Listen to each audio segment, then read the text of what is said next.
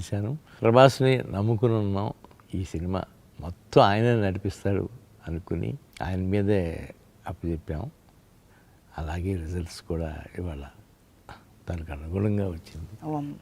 Amazing, sir. Congratulations. And today you are 1,000 crore club సినిమాలో ఉన్నారు.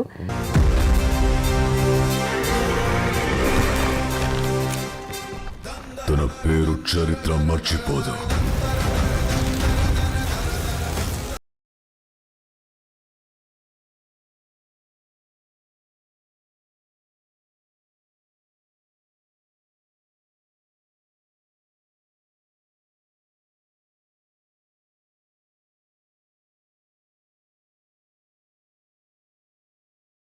Kind of expanse అంటే దానికి ఉన్నటువంటి సామర్థ్యం ఏంటో ఈ సినిమా రుజువు చేస్తుంది. ఎంత పెట్టాలో ఎంత తీసుకెళ్లాలో అనేటువంటి స్కేల్స్ని.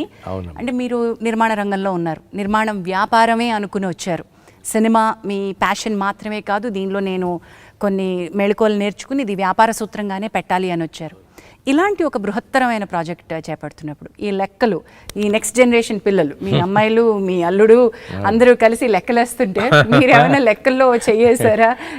నేను ఎప్పుడు లెక్కేయలేదమ్మా. మా స్వప్న కూడా అసలు ఎప్పుడు లెక్కేసి తీద్దాము ఇది ఎట్లా అవుతుంది అనేది తను ఎక్కువ ఆలోచించలేదు. అసలు స్వీటీకి అసలు ఆలోచన ఉండదు అనుకోమ్మా. అసలు లెక్కకి అందుకోలేని సినిమా అమ్మ ఇది. అబ్సల్యూట్లీ లెక్కకి అందుకోలేని సినిమా. ఎంత బాగా చెప్పారు అసలు. లెక్కకి అందుకోలేని సినిమా. సార్, తెలుగు సినిమా ఇండస్ట్రీని ఒక్క చోటికి, ఒక తాటికి తీసుకురావడం, అందరికీ తల్లో నాలుగులో ఉండడం, అంటే వ్యాపారం వ్యాపారమే, పోటీ పోటీయే, కానీ ఫ్రెండ్షిప్పే. ఎలా సాధ్యమైంది? మీ నిర్మాణ సంస్థతో పాటు మీరు మరికొంతమంది, ఇప్పుడు ఫర్ ఎగ్జాంపుల్ రాఘవేంద్రరావు గారితో కానివ్వండి, అల్లు అరవింద్ గారితో కానివ్వండి, దిగ్గజాలందరూ ఓ చోటికి ఎలా చేరారు? ఎప్పుడు అంటే రాఘవేంద్రరావు గారు ఉన్న చోట మొత్తం అందరం ఒక చోటే ఉంటాం కదా. అలాగే ఉన్నప్పుడు అరవింద్ గారు నేను ఒక రోజున ముందు ఈ పెళ్లి సందడి తీసేటప్పుడే అరవింద్ గారు నేను రాఘవేంద్ర గారితో అన్నాం, ఏదన్నా ఒక కాంబినేషన్లో చిన్న సినిమా లాంటిది తీద్దామండి సరదాగా. అదైతే నేను రెడీగానే ఉన్నాను, నేను కథ కూడా చెప్తాను మీకు అని ఆయన నెక్స్ట్ 2 డేస్లోనో 3 డేస్లోనో కథ చెప్పారు. వెంటనే స్టార్ట్ చేసామమ్మ. అది పెళ్లి సందడి. అట్లా పెళ్లి సందడి చిన్న సినిమా ఎలా అయింది సార్? మొదలుపెట్టినప్పుడు చిన్న సినిమానే అమ్మ.